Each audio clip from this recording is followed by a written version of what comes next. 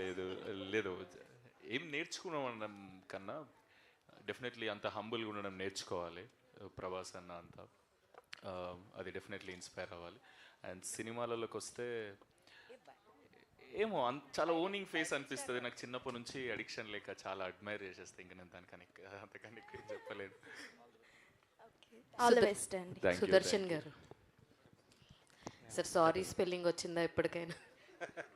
లేదండి, నేను దాని మీదే నిలబడి ఉన్నాను. ఇంకా ఏం చెప్పండి ఒకసారి.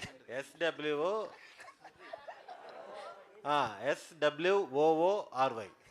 దాన్ని ఏమంటారు?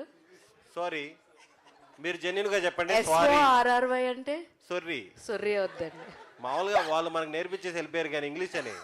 Sorry, SWOORY. సార్ మీరు ఫ్లోలో సొర్రీ అంటే తొర్రి అని వచ్చేసింది నాకు.